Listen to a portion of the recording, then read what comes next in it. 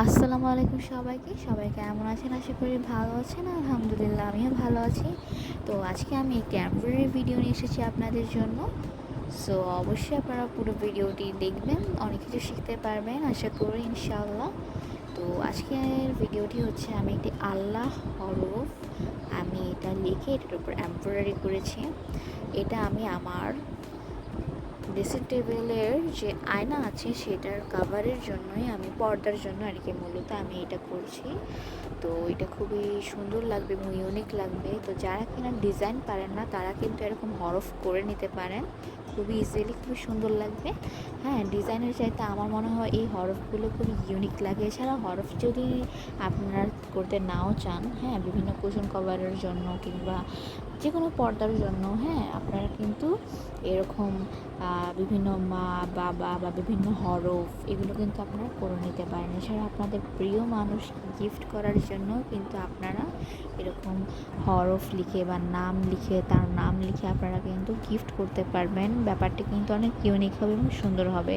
এবং যারা কিনা বিজনেস করতে যাচ্ছেন তারাও কিন্তু এরকম বিভিন্ন, যারা ডিজাইন পারেন না আসলে, তারা কিন্তু এরকম হরফ দিয়ে খুব সুন্দর করে ডিজাইন করে নিতে পারেন এবং খুবই ইউনিক লাগবে এবং যাকে দিবেন তার কাছে অনেক ভালো লাগবে। তো আশা করি আজকের ভিডিওটি দেখে আপনারা সে আইডিয়া পাবেন।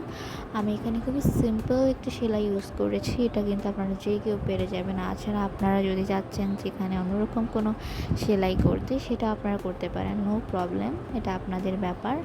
তো আমি খুব সিম্পলি করেছি, কারণ সিম্পল জিনিসটা দেখতে কিন্তু অনেক ভালো লাগে এবং করতেও ইজি লাগে। তো যেটা আসলে আপনার ভালো লাগে এবং আপনার কাছে ইজি লাগে এবং আপনার কাছে সুন্দর লাগে, আপনি সেটাই করবেন। তো আমার কাছে এই সেলাইটা ভালো লাগে এবং আমি এটা ভাবতেছি যে এই হরফটা যদি আমি এই সেলাই দিয়ে করি তাহলে হয়তো বা আমার কাছে ভালো লাগবে এবং আমার কাছে ভালো লাগছে। আশা করি আপনাদের কাছে ভালো লাগবে। যাদের কাছে ভালো লাগবে না তাদের জন্য আমি সরি। তো যাই হোক, আপনারা পুরো ভিডিওটি অবশ্যই দেখেন এবং এতে আপনারা অবশ্যই অনেক আইডিয়া পেয়ে যাবেন। তো আমি এখানে ডিএমসি সুতা ইউজ করেছি, আর ডিএমসি সুতাগুলো আসলে এই ধরনের হরফ লেখার মধ্যে ফুটে। তো একটু প্রবলেমে পড়েছিলাম আমি, কেন? কারণ হচ্ছে আমার সুইটা খুব চিকন ছিল, তাই আমার ডিএমসি সুতাগুলো 6টা করে হয়।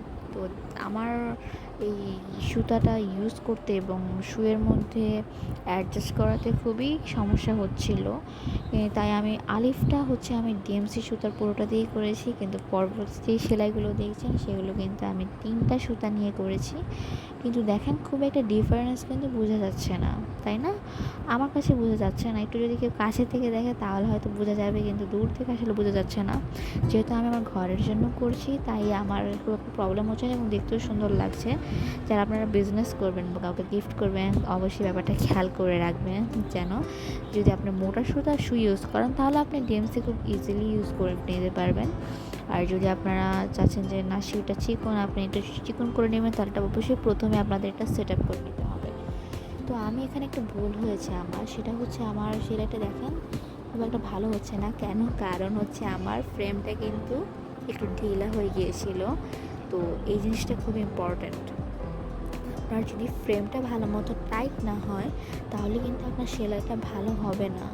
হ্যাঁ, সেলাইটা ভালো ফ্রেশ এবং টান টান হওয়ার জন্য ফ্রেমটাকে অবশ্যই টাইট হতে হবে, ঠিক আছে? তাহলে কিন্তু ইজিলি আপনি সেলাইটা করতে পারবেন এবং আপনার সেলাইগুলোও সুন্দর হবে। তো আমি এটাই দেখাচ্ছি যে আপনাদেরকে অবশ্যই ফ্রেমটাকে টান টান করে করতে হবে এবং এই যে পরবর্তীতে আমি যেটা করেছি সেটা কিন্তু আমি ফ্রেমটাকে টান টান করে নিয়েছি। হ্যাঁ, তাই হচ্ছে আমার সেলাই বাকিগুলো দেখেন একটু সুন্দর হয়েছে। তো অবশ্যই আপনারা এই ভুলটা করবেন না, আমি আশা করি। তাহলে কিন্তু আপনাদের সেলাই ভালো হবে না। তাই সেলাই ভালো করতে চাইলে ফ্রেমটা ভালো হতে হবে এবং কাঠের ফ্রেমটা ইউজ করবেন। আমি মনে করি কাঠের ফ্রেমগুলোই ভালো হয়। ইদানিং বাজারে প্লাস্টিকের ফ্রেম পাওয়া যাচ্ছে, সেগুলোও ভালো। যেহেতু আপনি প্রফেশনালভাবে কোনো সেলাই করবেন যারা, তারা কিন্তু অবশ্যই কাঠের ফ্রেম ইউজ করবে এবং ফ্রেমটাকে টান টান করবে। ফ্রেমের স্ক্রুটাকে আপনার যদি ঢিলা হয়ে যায়, বিভিন্ন ধরনের আপনাদের বাসায় যদি স্ক্রু ড্রাইভার থাকে সেটা দিয়ে টাইট করে নেবেন, তাহলে কিন্তু খুব ইজিলি আপনার সেলাইটা আপনারা করতে পারবেন, সেলাইটা সুন্দর হবে।